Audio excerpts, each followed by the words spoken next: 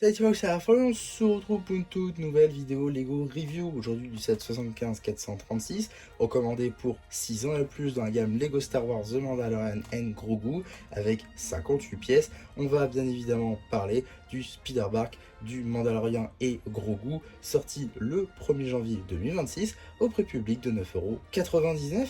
Et on va tout de suite commencer par les deux figurines. Juste ici, vous avez la figurine du Mandalorian, aussi appelée Din Djarin. En tout cas, une figurine exclusive à ce set dans sa composition. Néanmoins, tous les éléments qui la composent ont déjà été vus par le passé, que ce soit le casque sur des versions sans cap, le visage sur des versions assez récentes de Mandalorian. La cape, en réalité, c'est la pièce plutôt la plus intéressante de ce set, car effectivement la cape n'est pas apparue dans le personnage de Mandalorian depuis quelques années, effectivement depuis le set du croiseur léger de Moff Gideon, ou encore dans le vaisseau de Boba Fett, ou encore dans le village Tusken. Tout ça pour dire que les Mandaloriens avec la cape, c'est pas tout récent, et donc le fait de le revoir dans un set à 10 €, c'est plutôt cool.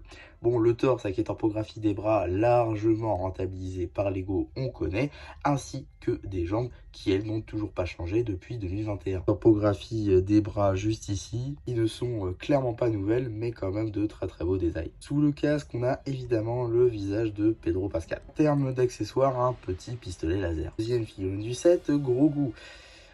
Même version depuis 2020, il n'y a absolument rien qui change, on attend avec impatience la version du mois d'avril.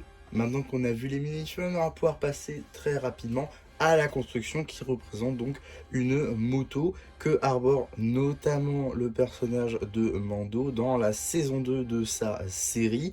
Alors on a déjà eu un set qui avait donc cette moto. La construction est néanmoins un petit peu différente, également un petit peu plus petite, qui correspond peut-être un peu plus déjà à l'échelle, et je pense que c'est clairement une magnifique interprétation pour la construction. Alors on perd quand même en une fonctionnalité que j'aimais beaucoup, notamment due en fait à la technique utilisée pour représenter les deux parties. Effectivement, à la base c'était une construction qui portait seulement ici avec du technique, ce qui faisait que si on voulait mettre les commandes comme ça levait la structure. C'est une fonctionnalité que j'aimais beaucoup, qui du coup n'est plus présente ici. Également, deuxième reproche qu'on peut faire à cette petite moto, c'est que les commandes, Mando ne peut même pas les toucher. Effectivement, si je prends la figurine de Mando, juste ici, bon, qui a son pistolet, mais vous pouvez le constater qu'il ne peut pas toucher les commandes du tout.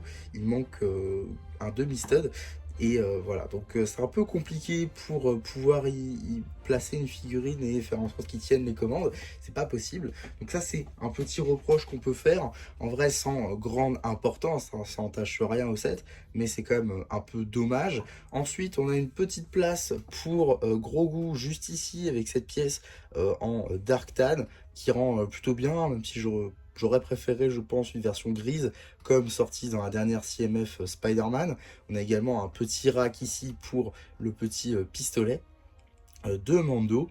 Et voilà en gros pour les fonctionnalités de cette moto. Globalement, si par miracle vous n'avez toujours pas de figurines de The Mandalorian, c'est un super set qu'il ne faut clairement pas louper. Ça permet d'avoir un Mando avec la cape, chose qui n'est pas venue depuis maintenant quelques temps. Ça fait vraiment très très longtemps que Mando n'avait pas arboré sa cape, ce qui fait plutôt cool d'ailleurs de retrouver dans un set à 10 €, alors que même dans les plus gros sets, notamment dans le prochain Razor Crest qui devrait arriver, il a son jetpack et toujours pas de cap, alors que je pense qu'on pourrait totalement avoir les deux dans des sets, mais bon, pourquoi pas. En tout cas, enfin le retour du Mando avec la cape, qui plus est donc, comme je dis, dans un set à 10 €.